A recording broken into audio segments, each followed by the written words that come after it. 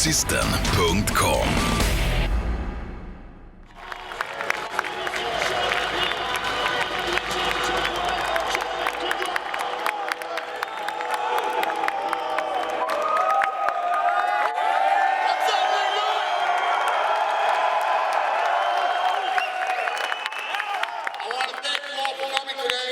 Excited, very pumped up to be back here.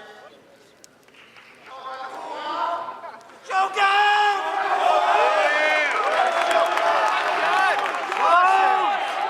Jones!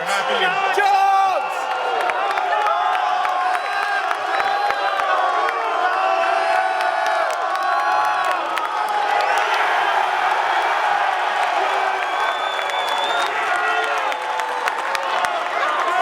We're happy to see all of you here. We're happy to have the UFC back, and we'll be happy to see you all across the river back in New Jersey, where we've supported the sport since 1997. Matt Serra, a New Yorker, was on the first show that we observed as an athletic commission, and the statistics have simply proven out, medically and otherwise. It's a safe sport. It should be legalized. We're happy to have it in New Jersey, and hopefully someday soon, it'll be here in New York. Thank you all.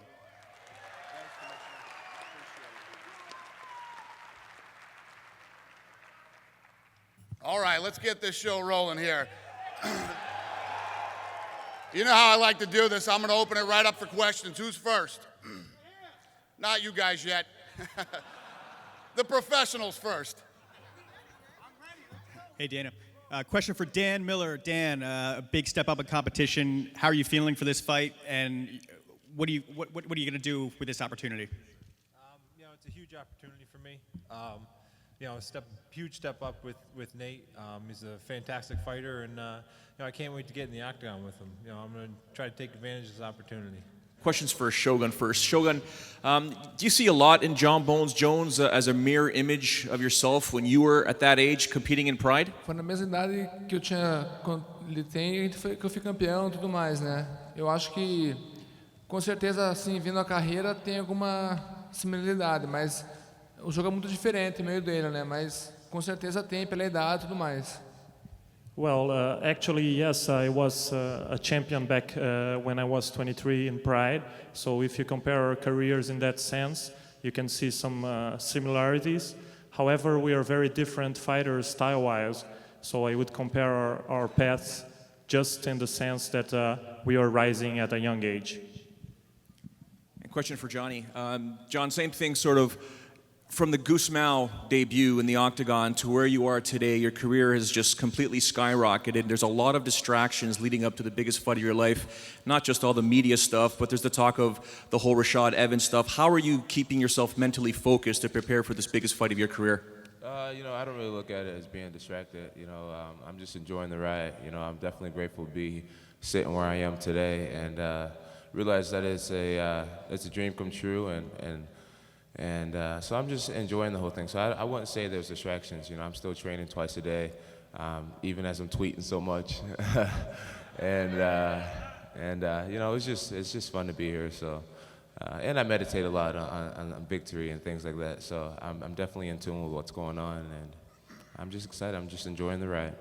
Guys, you're both longtime WEC vets. Will you speak about the opportunity you have in front of you on Saturday night when you enter into the octagon?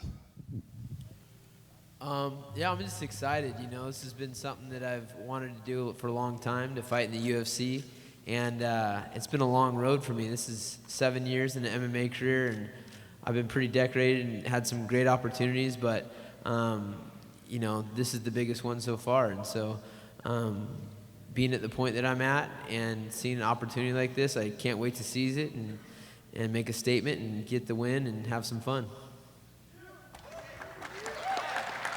Eddie? Ever since I started fighting, 8 years ago, it was always not a reality to me to fight in the UFC. It was always 155 and above, and people would ask me, well, when are you going to try for the UFC? Well, I'm not heavy enough. Well, now they have a 135-pound division. I think it's going to be great to showcase the little guys, and I mean, it's the biggest opportunity in my life, and like I said, I'm really, really grateful for it, and I can't thank these guys enough. Shogun, originally you were going to face Rashad Evans, now you're taking on Jon Jones. Are there similarities between the two, and have you had to change your game plan to face Jones? Não, acho que basicamente o jogo dos dois é meio parecido.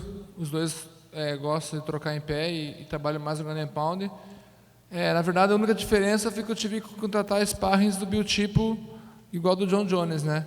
Que eu estava com a estrutura pronta para o Rashad, mas foi bem na época certinho de colocar o treino específico, então assim não perdi tempo assim para a luta. Na parte de trocar meu treinamento foi a parte que trocou o adversário, então eu troquei os meus sparrings iguais ao Jon Jones para imitar o jogo dele. Well, actually, I think both fighters had some similarities on their games because both are good strikers and good wrestlers, and they like to fight with a ground and pound style. The biggest change I had to make was to change the sparring partner's body type because I had all the structure prepared to fight Rashad, and I had to change and get some sparring partners that could be more of Jon Jones' size. However, it didn't affect my training that much because it was six weeks out when I was just about to get into the specific strategy training, so it was the perfect time to make the switches. I got the news about Akiyama dropping out, and my thoughts and prayers go out for all the Japanese people, and I'm just really thankful that Dan stepped up so I could have a fight, and I'm just very excited. I know we're going to go out and put on a great performance and an exciting fight, and I'm just excited. So, Jon, can you compare how it feels right now going into your first title fight to when you made your UFC debut against Guzmão? Because I know you said sometime you were pretty nervous before that fight. Yeah, I'm every day I'm learning how to become a better athlete, and it feels pretty much the same. I feel as if I'm growing with the opportunity. When I was facing Andre Guzmão, I didn't really have many tactics. I was new to MMA, let alone the UFC, and now I have a better grasp of what's going on, both when it comes to media, when it comes to competition, and everything. So I feel right at home, so I feel good. This question is for Jon Jones. Having the record you have, although impressive, when you were coming up and you looked across the cage at someone like Matt Yushchenko and now Mr. Hua, do you look across the cage like, holy crap, that's one tough fella? Like, how does it mentally go for you, like being young? Because you see young athletes like Mike Tyson or Vitor Belfort eventually melt down. So what is it like for you to look across the cage like, that's a tough dude, I got to go fight? Right. As far as the eventually meltdown part, I'm aware of all the ways that you can fall by the wayside. I'm training with Greg Jackson, and I have some really great mentors, guys like George St. Pierre, guys like Rashad, guys like, just amazing mentors.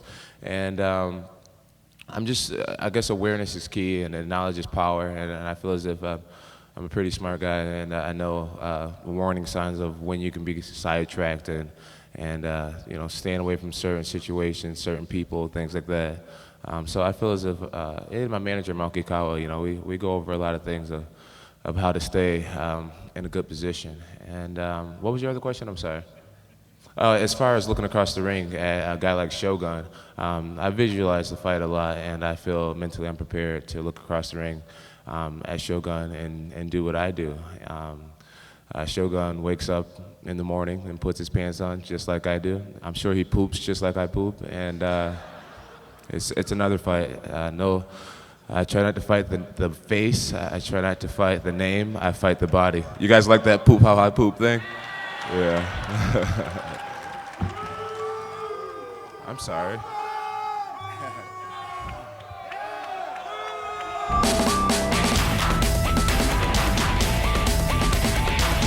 Gymgrossisten.com